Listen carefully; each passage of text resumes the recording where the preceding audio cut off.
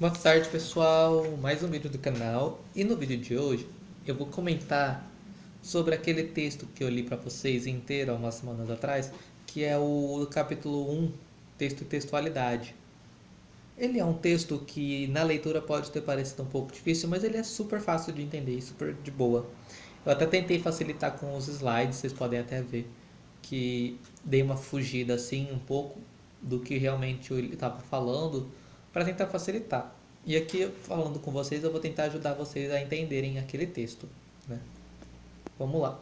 Ele começa definindo o que é texto. O texto pode definir texto ou discurso como uma ocorrência linguística falada ou escrita de qualquer extensão, dotada de unidade sociocomunicativa, semântica e formal. Então ele já aponta três aspectos, três características que um texto tem, né? Três propriedades: sociocomunicativa, semântica e formal. E aí ele fala assim: o texto ele é uma unidade de linguagem em uso, cumprindo uma função identificável num dado jogo de atuação sociocomunicativa. O que isso quer dizer? Quer dizer que um texto ele funciona como um, um meio comunicativo, porque a gente usa textos para se comunicar com outras pessoas, certo? Sempre que a gente tem um texto, a gente vai ter basicamente um receptor e um emissor, uma pessoa que está produzindo o texto e uma pessoa que vai receber aquele texto, né? Isso, essa é a questão sociocomunicativa do texto, que ele vai dizer que está ligado com a é, ele faz parte de um aspecto que é o aspecto pragmático do texto. Tem a ver com seu funcionamento enquanto atuação informacional e comunicativa. Nessa parte pragmática do texto, nessa parte sociocomunicativa de receptor e emissor, vai entrar uma série de outros fatores que vão influenciar na criação do texto, que são os fatores de textualidade, que a gente vai ver já já. Ele aqui no texto ele fala isso, ele cita o contexto sociocultural, ele cita uma coisa ou outra, mas eu acho que ele não devia ter feito isso. Ele devia ter só falado, ó, gente, o texto ele é isso aqui e ele tem uma das suas partes é a questão pragmática, que diz respeito a em quem enviou, para quem enviou e outros fatores que estão ali que a gente vai ver já já. Pronto. A segunda propriedade básica do texto é a unidade semântica, né? Ele vai falar aqui que é o aspecto semântico conceitual, que depende da sua coerência. O que é isso? Um texto tem que ter coerência. Todo texto tem que ter coerência. Um texto que não tem coerência, ele não tem sentido, ele não tem lógica, ele não tem. É um texto que sem noção, sem sentido nenhum, sabe? Se você fala uma coisa absurda, não tem coerência. Não é nem absurda, é uma questão de você. Ele fala aqui, ó. Uma ocorrência linguística, para ser um texto, precisa ser percebida pelo recebedor como um todo significativo, ou seja, o texto ele tem que ter um significado, tem que ter uma mensagem, vamos assim dizer, né? Uma lógica.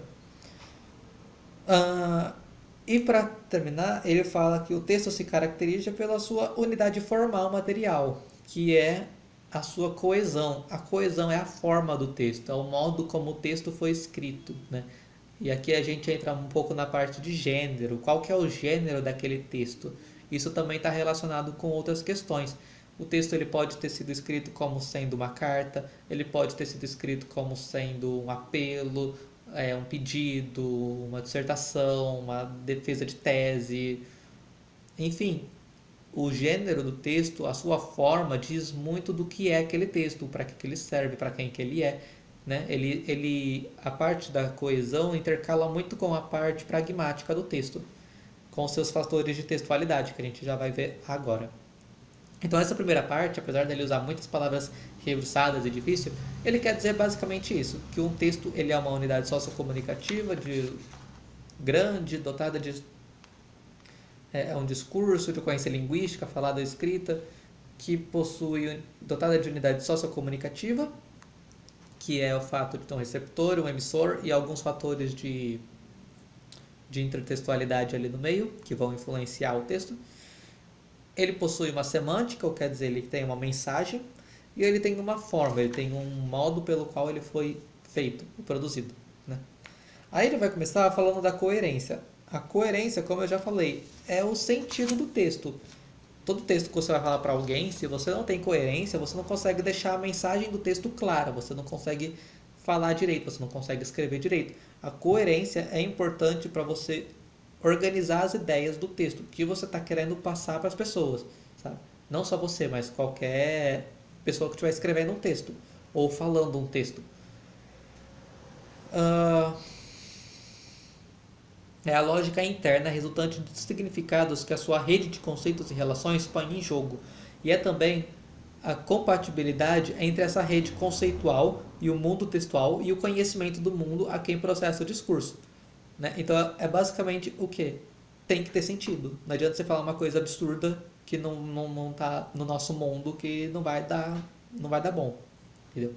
E o que é a coesão? A coesão é a parte gramatical da coerência. Como que você junta uma coisa com a outra? Você usa a coesão muito mais em elementos textuais, né? A coesão ela é gramatical, ela é perceptível através de fatores linguísticos, como por exemplo pronomes, advérbios, advérbios não, advérbios, sim, conjunções,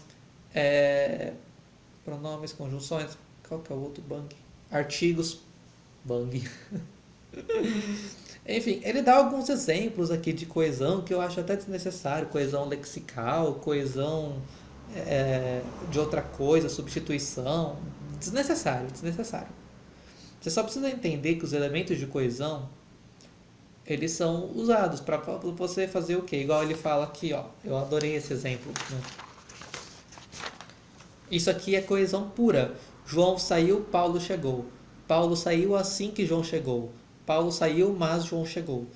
Paulo saiu apesar de João ter chegado. O que é isso? Isso tudo, mas, porque, assim, porém, contudo, entretanto, todavia, conforme, uma vez que, já, entretanto, enfim, tudo isso são elementos de coesão. Porque cada uma dessas palavras específicas tem um sentido, né? João saiu, mas Paulo chegou. É um sentido. Agora, se eu digo Paulo saiu assim que João chegou, é outro sentido. Paulo saiu embora João tenha chego, também é outro sentido, entende? Então, os elementos de coesão, eles mudam o sentido da frase. Então, por isso que é muito importante você saber coesão. A coesão, ela vai dizer exatamente o que você quer dizer. Ela vai transformar a sua fala para que você possa passar a sua mensagem clara. Você pode ver a coesão, ela não é tanto ligada à mensagem, ela está ligada mais na forma.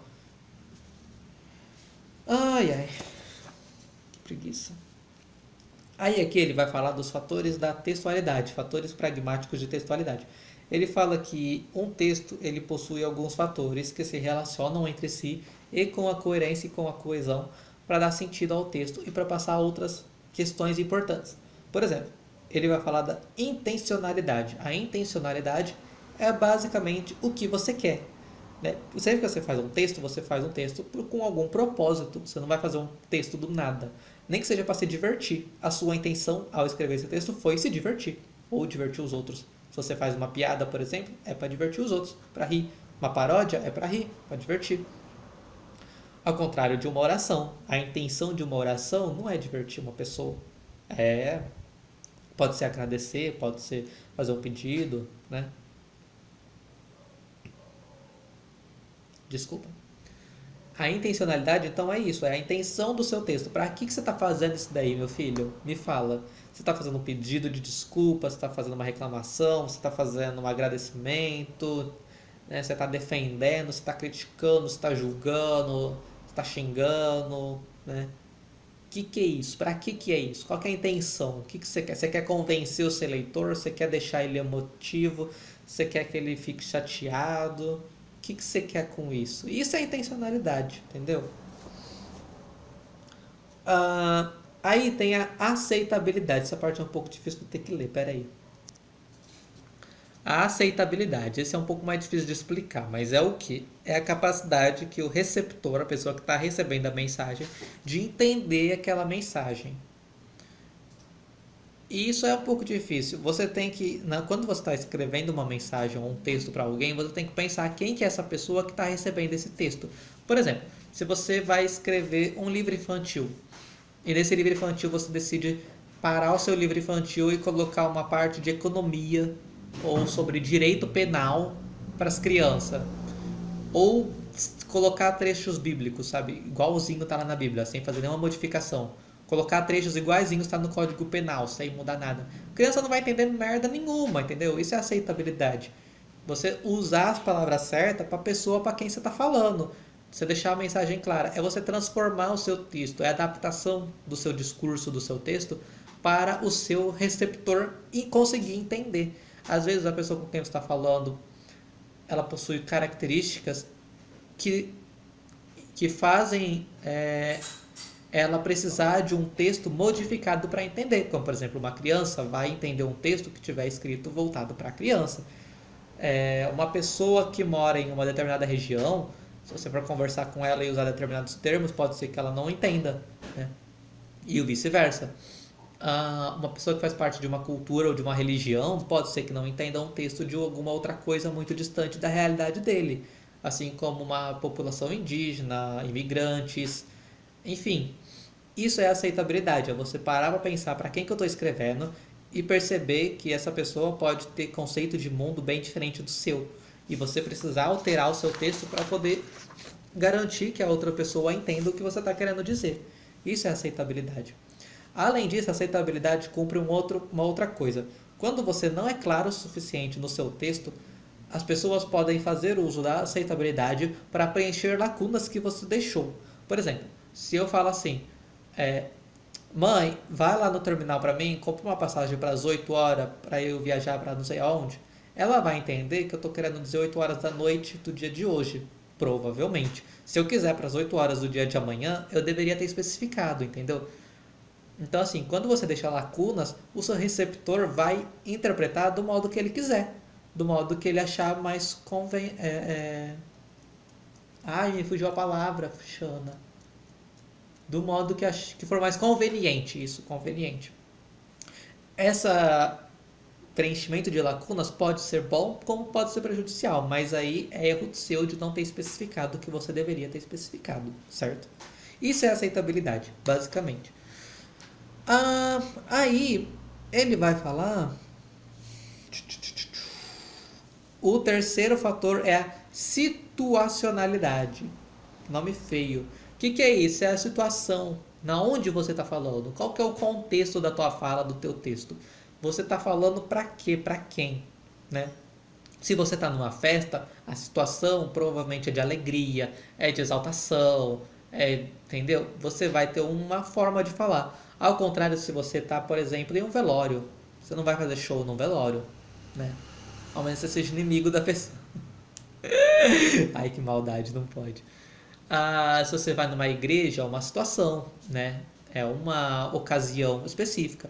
Diferente de você ir num show de rock ou em um discurso político, ou um jantar de famílias, se diferencia de um jantar de amigos, né? Às vezes no jantar de famílias tem que ser mais comportado, usar aquelas frases clichê para responder os seus tios e seus primos, sendo que no jantar de família você pode ser um pouco mais solto, um pouco mais de boa, né? Dar aquela flertada, fazer aquela piada suja, enfim. Situacionalidade, situações do seu dia na qual você se encontra para produzir aquela mensagem e que você vai usar ou não termos para aquele momento específico, entende? Se você está falando com várias pessoas, se está falando mais alto, mais baixo, se o seu texto vai ser melhor usar uma linguagem X ou Y, enfim, deu para entender.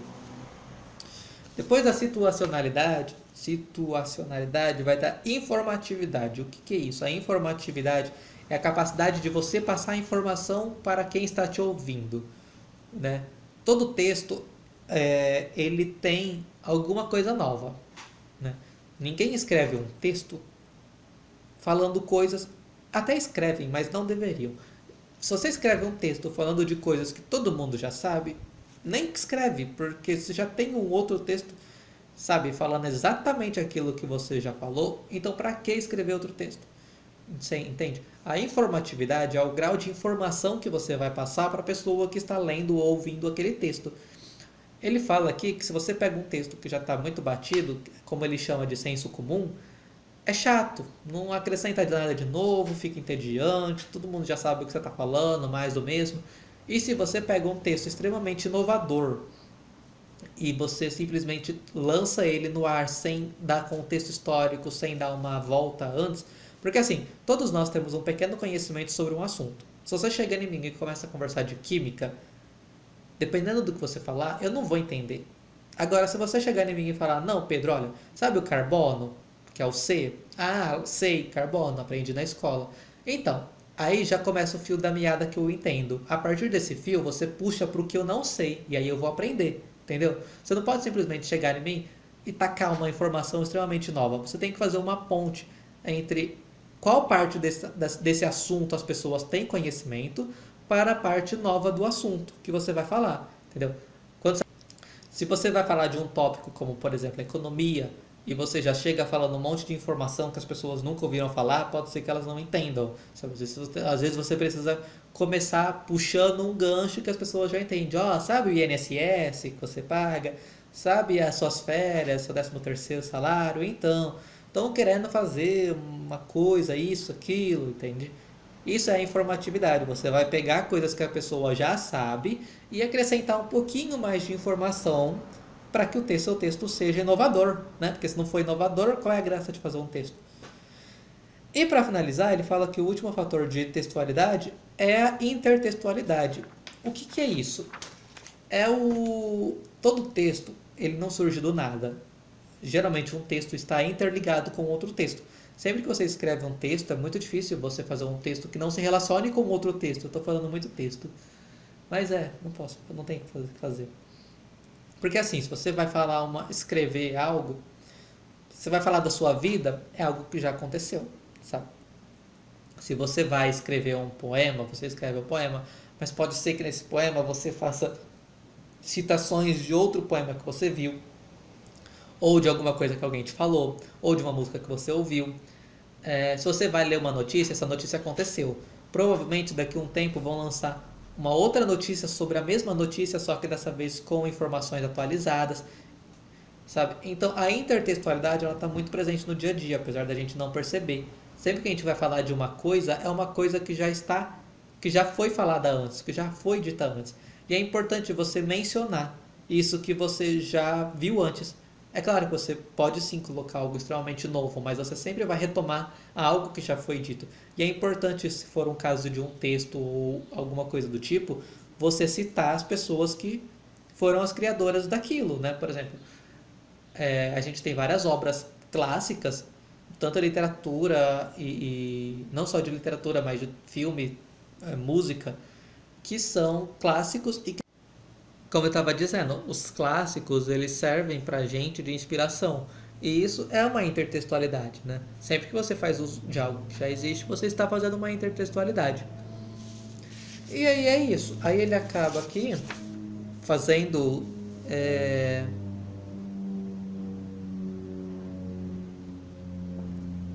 e é isso basicamente que ele fala do texto. Aqui, ó, ele fala assim, ó... Pode-se dizer que a unidade textual se constrói no aspecto sociocomunicativo através dos fatores pragmáticos, intencionalidade, aceitabilidade, situacionalidade, informatividade, intertextualidade. A unidade textual se constrói também no aspecto semântico, através da coerência, e se constrói no aspecto formal, através da coesão. Resumindo, é tudo isso. E é isso, pessoal. Espero que com esse vídeo vocês tenham entendido um pouco melhor esse texto, as questões de textualidade, os fatores de textualidade, o que é coerência, o que é coesão e o que é texto, porque eu gosto muito desse texto, eu acho ele muito bacana. E eu vou ficando por aqui, porque já está ficando quase maior do que o texto da leitura dele, né? E a gente vai ficando por aqui, espero que vocês tenham gostado, deixem o like, comentem, curtem e se inscrevam no canal. Até o próximo vídeo.